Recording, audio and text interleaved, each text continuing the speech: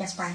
While the media is erupting over Trump's remarks about Khan, Hillary appears to be getting a pass in the press after continuing to call Benghazi mother Pat Smith a liar after her emotional speech at the RNC. In her first post-convention interview on Fox News Sunday, Clinton was grilled about blaming the attacks on an internet video, a claim disputed by some Benghazi family members, including Pat Smith, who Hillary tried to discredit.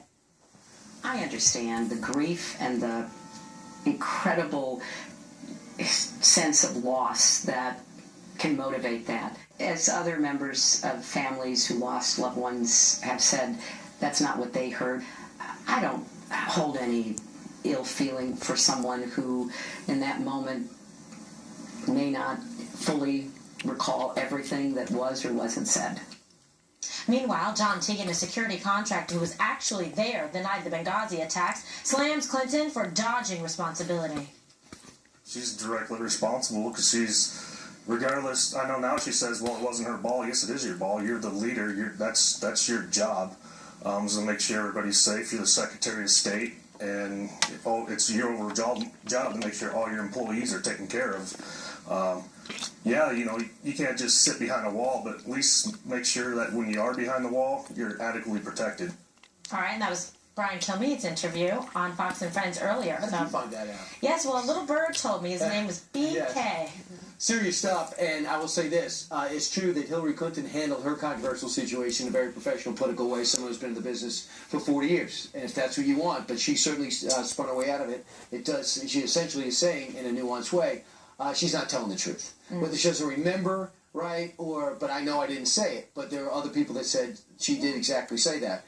I thought Chris Matthews evidently does not show some of that, I guess, subtlety. He says that he called Pat Smith's accusation gross, says I don't care how she felt. That's some of the crass behavior that you did see on other channels. Dana? I never understood how they could say that those families were lying at Dover. At Dover, because two different grieving families, right, hear the same thing and report it. To me, they didn't have time to coordinate some lie about Hillary Clinton telling us about a video. That's when actually the entire administration was saying that it was a video. So I find this one from Hillary Clinton extremely hard to believe. And awful, right? I mean, why saying the grieving families that have lost someone here where there's a lot of evidence of her making false statements? She told her own daughter what happened. Story had we not had the other 4-day excursion. But it doesn't excuse this. It doesn't excuse it. I mean, I think it's very bad. Bowling. She said it to the families. The families said that she blamed the video while standing next to Drake coffins in that air hangar. She also emailed her own daughter that very night saying it was a terror attack. So she's telling her daughter in an email that we've since found one thing, and she's telling the family something completely different. Apparently the Democrats don't care. They don't trust her, and this is why they don't trust her, but they're still going to vote for her. And the other thing is, on that interview, Chris Wallace destroyed her with his Comey, with her email saying, she said, well, I didn't know I was sending any classified emails. And then he plays the soundbite of James Comey saying, no, she did. She did. So then we had two instances of where she is completely caught in a lie. But as we pointed out, because Donald Trump decided to go out on Friday after the convention and make some comments, the 4-day story is Khizr Khan and Donald Trump instead of Hillary Clinton lying again. Yeah, lying. If it's prior inconsistent statement, if you're doing a jury trial, you can show that the believability or lack of credibility of a witness as an instruction to tell a jury this person's a liar. That's just how the system works. So, Dana, we have more on that, on the Comey stuff with Clinton in your block coming up. Juan, what do you make of this? Well, I'm just listening to all of you because what strikes me is she never called Pat Smith a liar. She never said that. What she said was, and I thought, again, going back to how you handle this, what Brian was saying earlier, she said, listen, I am totally in sympathy with someone who's lost a child, who's suffering through grief, but I didn't say that, and other families support Hillary Clinton's version of events, and then some families, as you point out, Eric, support Pat Smith's version of events. So that's what we know. That's what we can sit here and report honestly. But we do not know that Hillary Clinton, one, said it, or two, called Pat Smith a liar. She didn't do that. You can't have it both ways. If I call you a liar, as opposed to saying, hey, Brian was in grief and there may have been fog of war confusion, that's one thing. But to say that you explicitly lied, Pat Smith specifically blamed Hillary Clinton for her son's death. She wasn't alone. She wasn't alone in saying that. Yeah, but I'm saying, and there are other blamed the video. And there are other families who said exactly the opposite. But people who lost.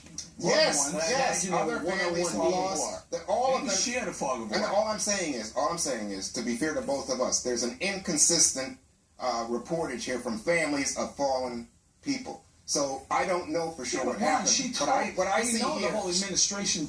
No, that's a different issue. That's a different issue. We can argue that forever and ever. Amen. Yes, they pushed the video when, especially with regard to Libya. Wouldn't that kind of be consistent with her telling family members it was a video? I don't think that's consistent. It's the same fact. The same fact that's in dispute. I think if you said to the family, this is what happened. But remember, she's not only saying it's about the video. She's blaming Hillary Clinton for the death of Sean. Well, whatever, but what's on trial here is what she told the family members and the public, and then what she told her own daughter. What she told the family, what they were involved with regard to the spin coming out of this, and the memo that came out of the White House, remember all that stuff? That's politics. Speaking to someone who's a grieving mother, I think is far more personal and direct. And if she had then come back, Brian, and said, you lied to the mother, I would have a real strong negative feeling. But I don't think that happened. And what I do think is happening is there's a false equivalency being borne by Republicans who are so embarrassed. You have to go have a suspension of disbelief to think? No, I don't. Yeah, well, I just think we don't know, and so people are now trying to